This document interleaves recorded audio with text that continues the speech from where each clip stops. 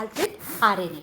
Okay, what is RNA? RNA is ribonucleic acid. Let's see first point. Another nucleic acid found in living organism is RNA, that is ribonucleic acid. See, in living organism, two types of nucleic acid is present. One is DNA and another one is RNA.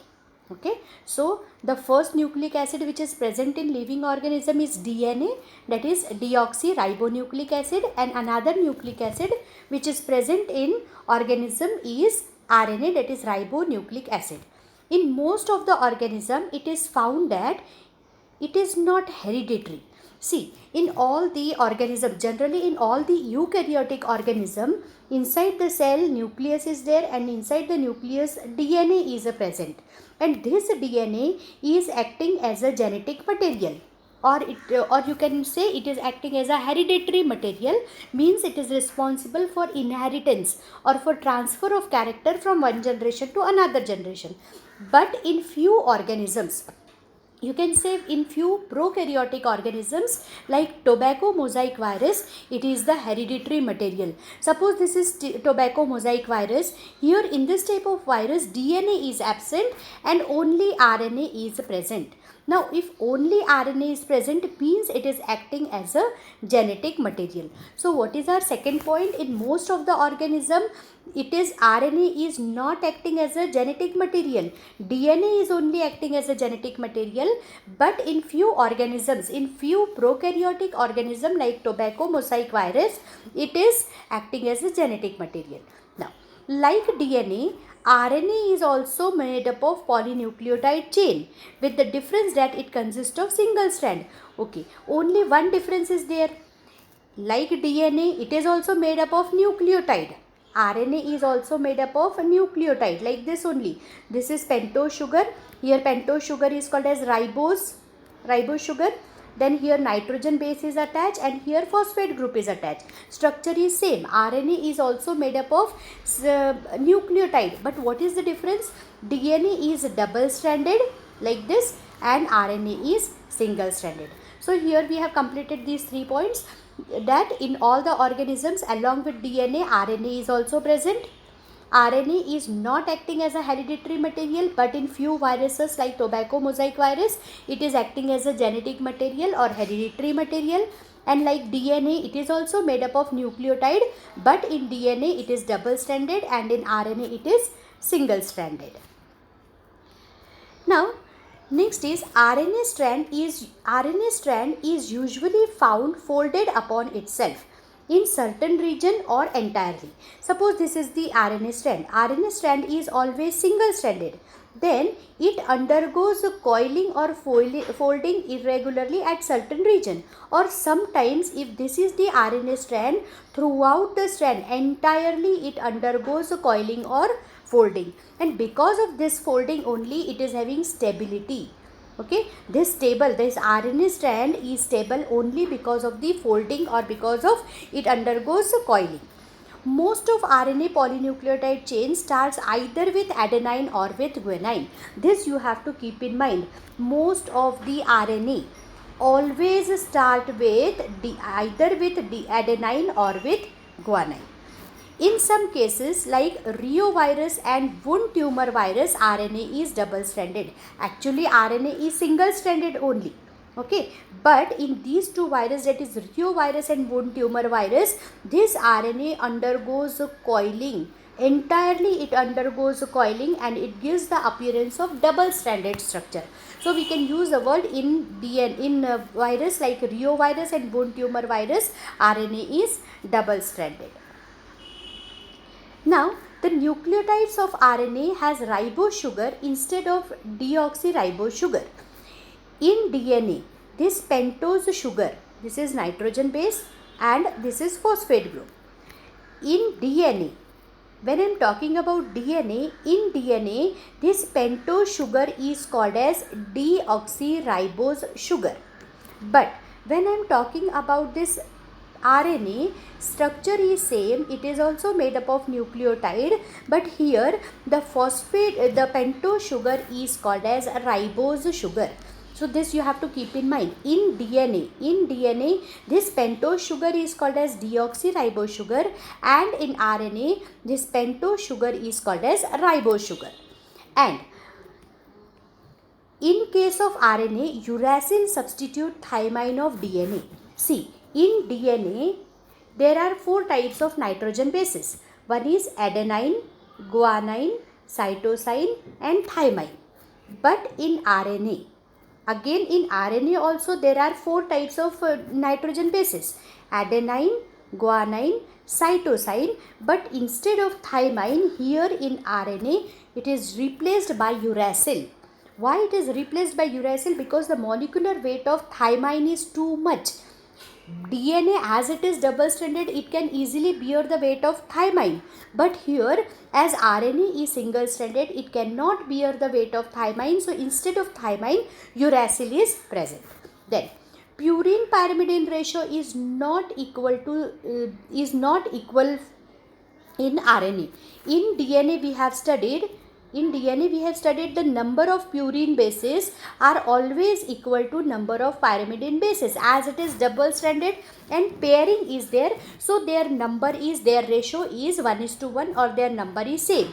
But as RNA is single stranded, it is not possible that purine pyrimidine ratio should be 1. Okay, here the purine pyrimidine ratio is not equal to 1. Then there are 3 types of cellular RNA. Now what is cellular RNA? See, RNA is of 2 types. One is called as genetic RNA and another one is called as non-genetic RNA. Genetic RNA means the RNA which is acting as a hereditary material or which is acting as a genetic material is called as genetic RNA. Okay, this is present only in few organisms like in viruses. So this is important. This non-genetic RNA is present in all the organisms. So this non-genetic RNA is only called as cellular RNA. This cellular RNA is of 3 types. One is called as mRNA, that is messenger RNA. Another one is called as rRNA, that is ribosomal RNA. And last one is tRNA, that is transfer RNA, or it is also called as soluble RNA. So here we have studied in RNA, the pentose sugar is called as ribose sugar. Here uracil is substituted by thymine, means instead of thymine, uracil is present. Here purine pyrimidine ratio is not at all equal to 1, and the cellular RNA are of 3 types: messenger RNA, that is mRNA, rRNA, that is ribosomal RNA, and tRNA, that is transfer or soluble RNA. So let's study mRNA, rRNA and tRNA in detail now. Now we'll start with mRNA. mRNA is nothing but messenger RNA. Now see, what is this mRNA? mRNA is a linear polynucleotide. Linear polynucleotide means it is a single chain. Okay, it carries, what is its function? Suppose this is a cell. Inside the cell, nucleus is there. Inside the nucleus, DNA is there, and DNA is only deciding what type of protein is going to synthesize by ribosome. This is ribosome. Ribosome is nothing but here the protein is going to synthesize. But the nature of protein, what type of protein is going to synthesize, will be decided by DNA only, which is sitting inside the nucleus. So DNA is not coming and giving the message. What DNA is doing, DNA is preparing one mRNA. Okay, this mRNA is prepared by DNA. Now this mRNA is carrying the message of protein synthesis. It comes outside and comes to the ribosome and just carry on the message or supply the message from DNA to ribosome. So mRNA is a linear polynucleotide. It is a straight chain. It carries, what is its function? It carries the message of protein synthesis. What type of protein is going to synthesize from DNA to ribosome. Second point, it accounts 3% of cellular RNA. Means suppose 100% of RNAs are there. Out of this 100%, few will be mRNA, few will be rRNA and few will be tRNA. So this mRNA constitute only 3%. Out of this 100% RNA, mRNA type is of only 3%. rRNA type is of 80 to 90% rRNA type rRNAs are present, and tRNA, when I am talking about tRNA, only 10 to 12% of tRNAs are present. Okay, so out of 100% of RNA, this mRNA are of 3% only, rRNA are of 80 to 90%, and tRNA constitute 10 to 12%. Now, next one is mRNA molecule carrying information to form a complete polynucleotide chain is called as cistron.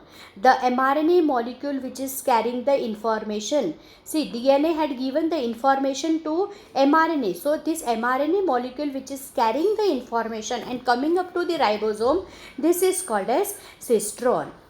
Now, the size of mRNA is related to the size of message it contains. If the message is small, if the message is very short, the size of the mRNA will be small. If the message is too long, the size of mRNA will be long. So, the size of mRNA is fully dependent on the message present on them. Synthesis of mRNA begins at 5' end of DNA strand and terminates at 3' end. Means what? See, suppose this is DNA. Okay, DNA is only responsible for the formation of mRNA. This is 5' end.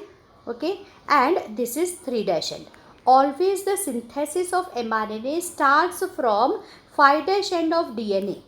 Always the synthesis of mRNA begins or it starts from the 5' end of DNA and it terminates at 3' end. So here we have completed 5 points. mRNA is a linear chain. Its function is to carry the message from DNA to ribosome. It constitutes only 3% out of 100%, only 3% are of mRNA type.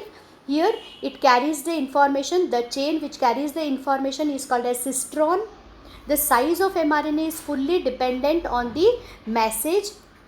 The synthesis of mRNA starts from 5' end of DNA and it terminates at 3' end of DNA. Then now come to rRNA. rRNA means ribosomal RNA.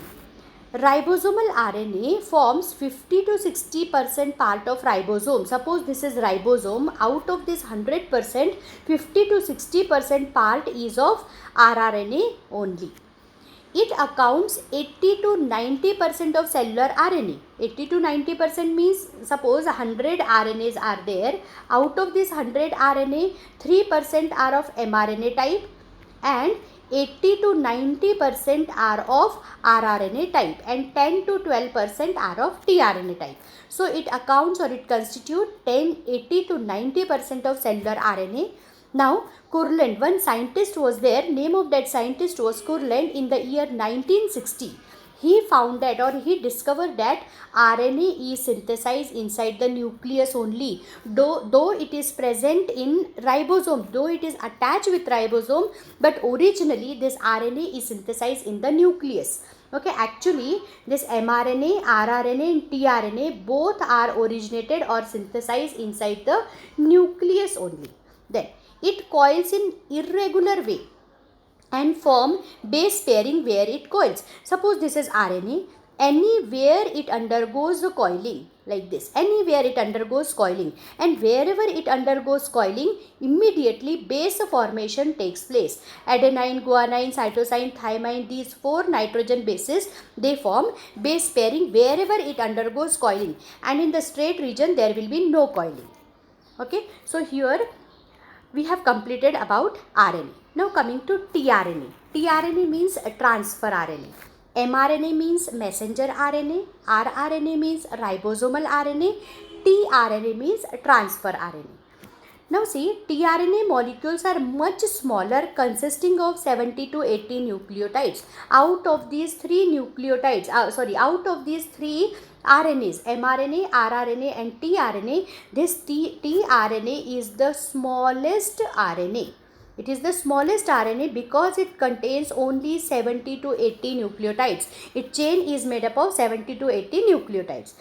It is also single-stranded, but due to foldings, its shape is clover leaf.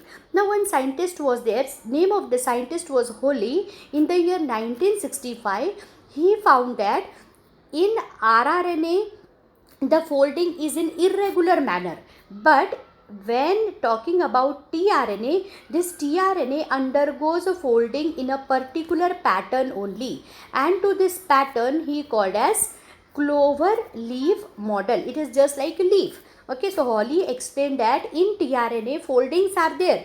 tRNA is single stranded, it undergoes folding, but the folding or the coiling is always in a particular manner only, and to that shape he called as clover leaf model. Each tRNA can pick up the particular amino acid. What is the function of amino acid?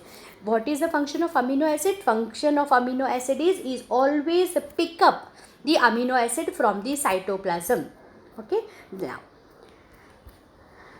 following four parts can be recognized on tRNA. Actually, tRNA is consist of four important parts. First part is called as DHUR. Second one is called as amino acid binding site. Third one is called as anticodon loop, or it is also called as codon recognition site. And last one is ribosome recognition site. First one is called as DHU arm, that is dihydroxyuracil loop, or it is also called as amino acid recognition site. Means what? See this. First arm is called as this arm D loop, or it is also called as DHU loop or arm. Function of this arm is just to recognize the amino acid. That's why it is also called as amino acid recognition loop. First arm is DHU arm. It is also called as dihydroxyuracil loop, or it is also called as amino acid recognition site, because this site is responsible for the recognition of amino acid. So first one is DHU loop or DHU arm. It is also called as amino acid recognition site. Now next is amino acid binding site. Another arm is called as amino acid binding site. See this arm. This arm is called as amino acid This arm is called as amino acid binding loop. This arm is called as DHU loop. This arm is called as amino acid binding loop or T loop. Amino acid binding loop means because here amino acid is going to bind. Next, third is anticodon loop or codon recognition site. Anticodon loop. Anticodon loop means, just see here, anticodon loop means this loop. Anticodon means when mRNA is going to come here, mRNA will have codons. Okay, and the codons which are present, which are just opposite of this codon, these codons are called as anticodons. These are called as codons. These are called as codons and these are called as anticodons. So as anticodons are present, this loop is called as anticodon loop. So this is third loop, anticodon loop. Last one is ribosome recognition site. Ribosome recognition site means it is the site which recognizes ribosome and it is attached. mRNA is attached on that site. In the anticodon loop of tRNA, 3 unpaired nucleotide are present called as anticodon, which pair with codon present on mRNA. Just now I have explained you this. This site is called as anticodon binding loop. This anticodon binding loop is having 3 anticodons. It is having 3 anticodons. It always forms a pair with the codons present on mRNA. Okay, now the specific amino acid is attached at 3' end in acceptor stem of clover leaf. Amino acid is always attached. This is 3' end, this is 5' end, and here will be 3' end. Amino acid is always attached to the 3' end of the acceptor stem. This is acceptor stem means it is going to accept the amino acid. So amino acid is always accepted by the 3' end. And one more arm is present. This arm is called as variable loop or variable arm. Its function is not known. So here we have completed about tRNA.